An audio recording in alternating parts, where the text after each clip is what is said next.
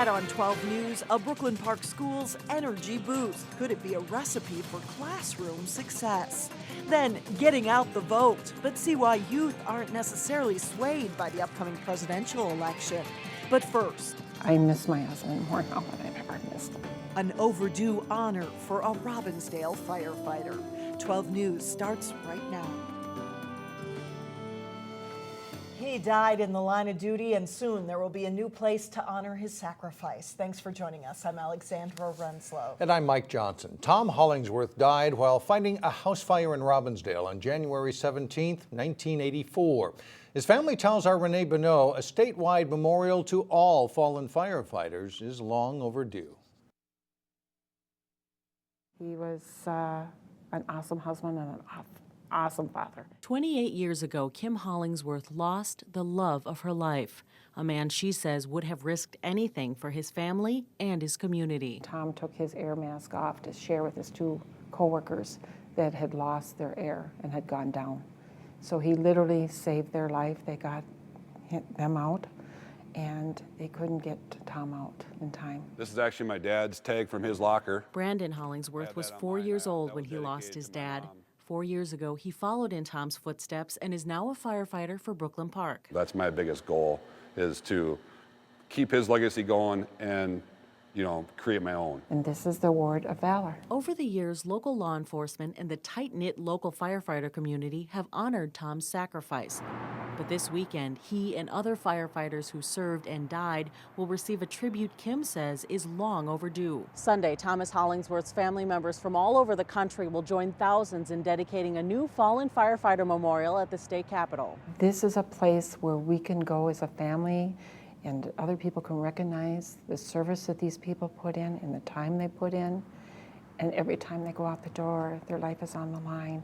And it is going to be an honor for this family to see this name there. Got a lot of mixed emotions. It's going to be hard.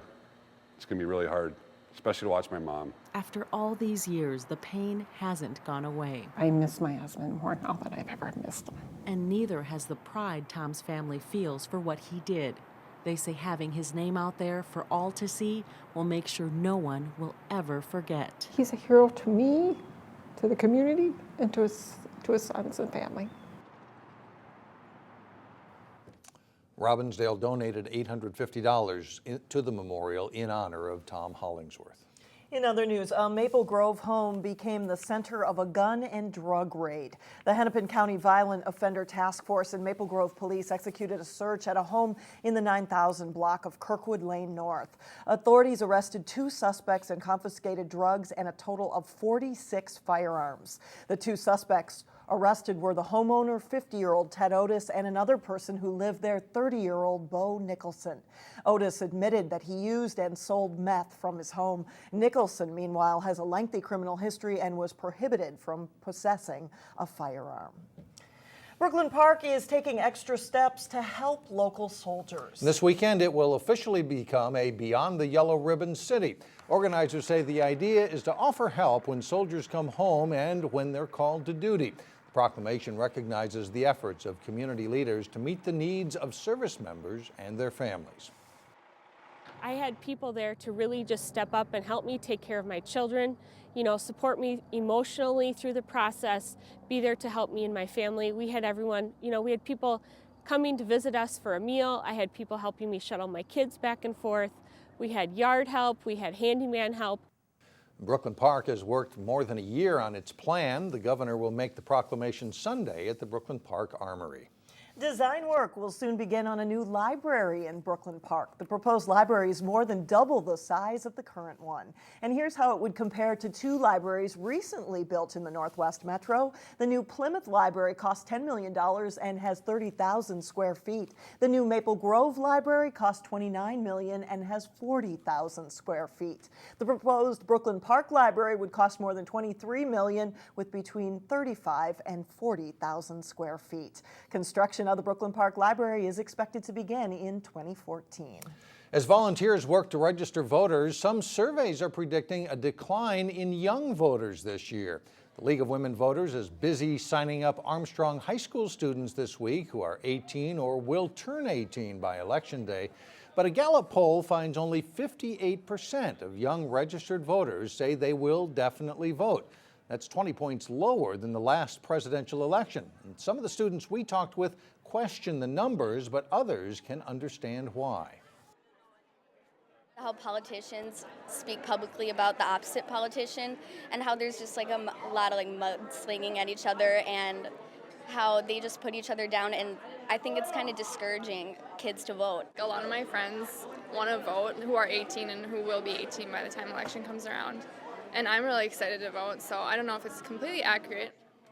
Well, you can avoid the line on Election Day by pre-registering, but you can also register on Election Day in Minnesota.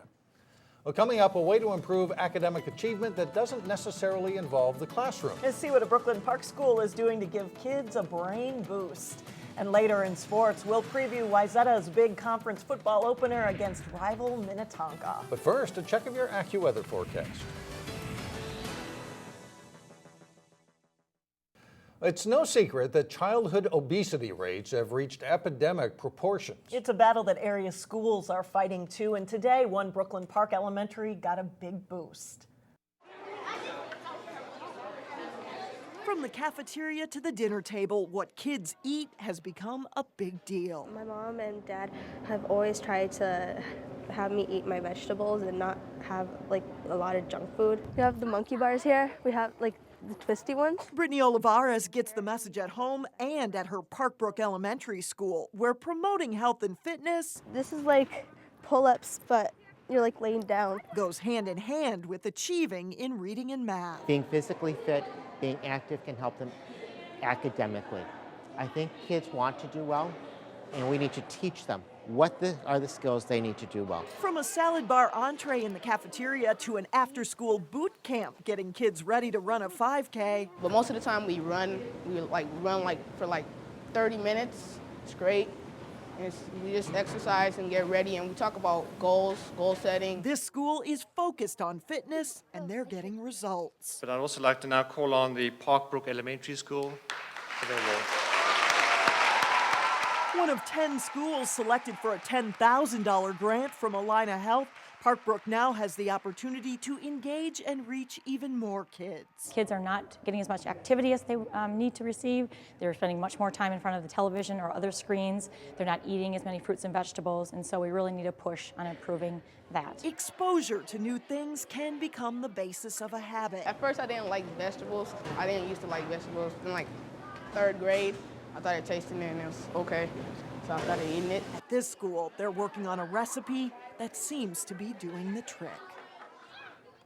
And the grant money from Allina Health can be used by the school to promote healthy lifestyles and activities. The school also gets a health fair and free health screenings for parents and teachers. Coming up, a standout student from Wayzata who is in step with helping others. And in sports, Cooper's girls tennis team tries to serve up a win as the regular season winds down. John Jacobson is in next.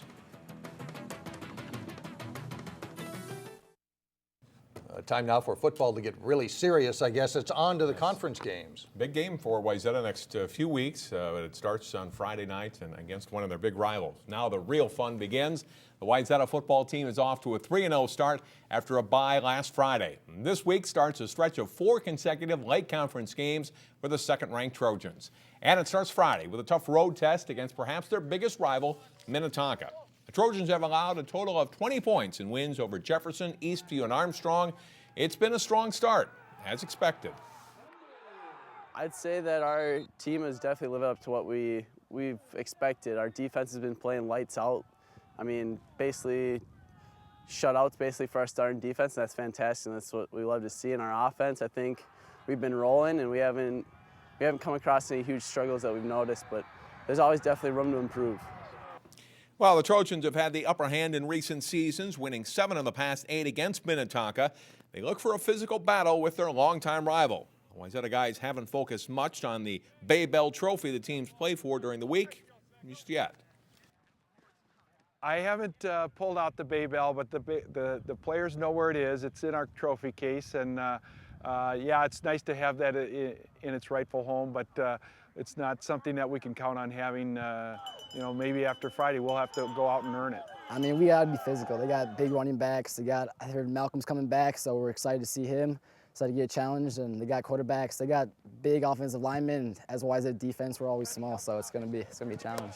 Oh, I love playing against people who are physical. I mean, nothing like going against them when they're smash mouth defense, like our offensive line is. We like to fit up on guys and drive them back. Kickoff was at 7 o'clock Friday, 7:05 Friday at Minnetonka.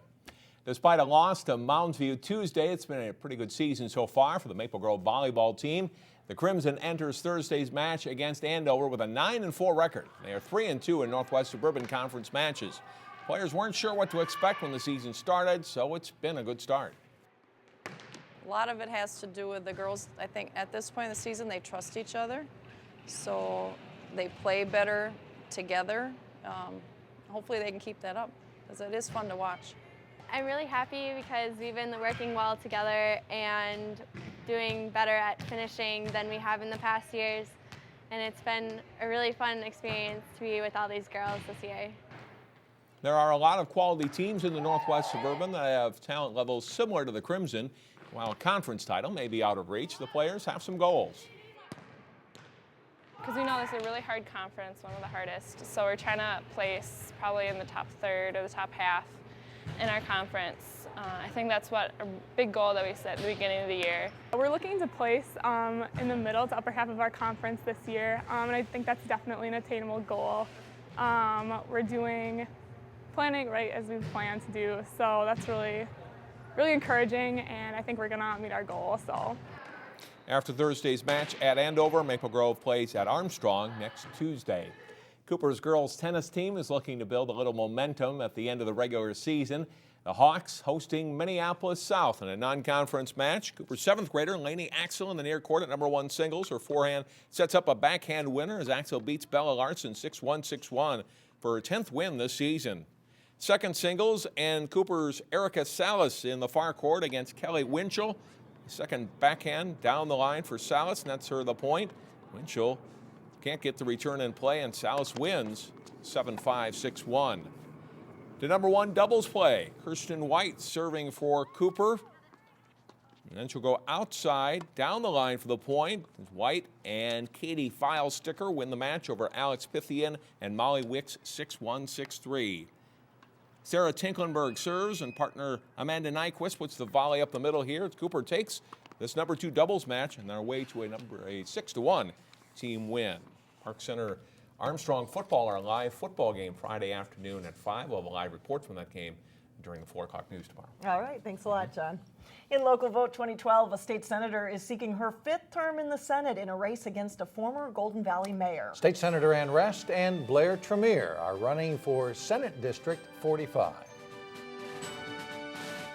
Our communities need independent, experienced, and effective legislators to focus on sound fiscal policy and wise investments of state revenues in education, transportation, public safety, access to health care. I believe in election integrity, but not in measures that set up unnecessary barriers to citizens exercising their right to vote. I believe we should keep out of the Constitution social policy which limits the discussion about the freedom to marry. I will be voting no on the proposed constitutional amendments. I believe in hope and opportunity and responsibility and accountability. I believe in community as a core value. I love Minnesota. I'm Ann Rest, and I ask for your vote on November 6th. Hello, I am Blair Tremere, State Senate candidate for District 45, including parts of Golden Valley and Plymouth, and all of Crystal, New Hope, and Robbinsdale. My experience in local public service for more than 30 years confirms that citizens are tired of wish list spending, increased debt, and higher taxes. You want elected representatives who are trustworthy and accountable. I will be accountable to you first, not to special interests, political action groups, and lobbyists. My commitment will be to maintain core services that meet today's needs at the best value and to work hard to reduce spending and restore confidence that the state will operate within its means. Find details about me at blairtremere.com. Vote for Blair Tremere on November 6th. Thank you. Still ahead, first her mom battled cancer, then her brother did. You'll see how a Wayzata student is using that experience to help others when we come back. Well, seeing high school students participate in community service events, fortunately, isn't anything unusual. But talk to some guidance counselors and they could tell you that some of those students may be trying to just pad resumes. Well, it's not the case with today's standout student from Wayzata High School who uses personal experience to fuel her passion for giving back. Here's Delane Cleveland.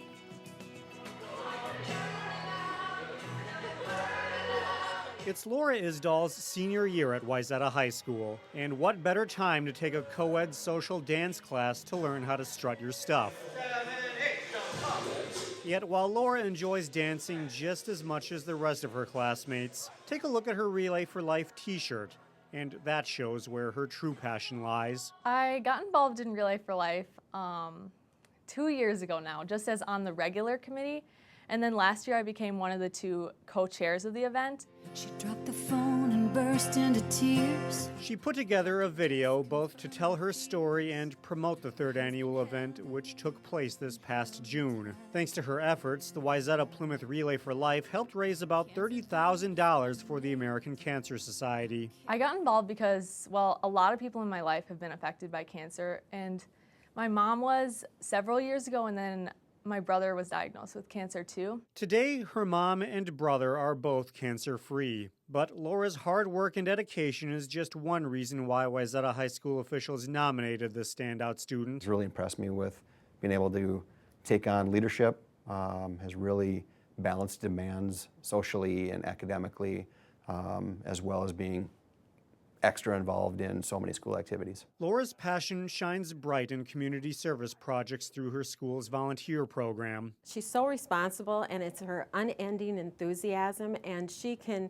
get other kids going with that. She can stand up in front of 200 kids, 300 kids at a meeting and just kind of take charge. Laura, meanwhile, is appreciative of not only the help she's gotten with the Relay for Life, but from what she's gained through the whole experience. I did not know going into it how much I would learn about just leadership and having to get things done because, I mean, my organization is now like amazing. Now, the next step is getting through dance class. In Plymouth, Delane Cleveland, 12 News. Laura is already planning for the next Relay for Life event. Meantime, she's undecided on a college, but she is looking to major in biology. Pretty cool story. Yeah. That's it for now. Thanks so much for joining us, everyone. Community Corner is coming up next.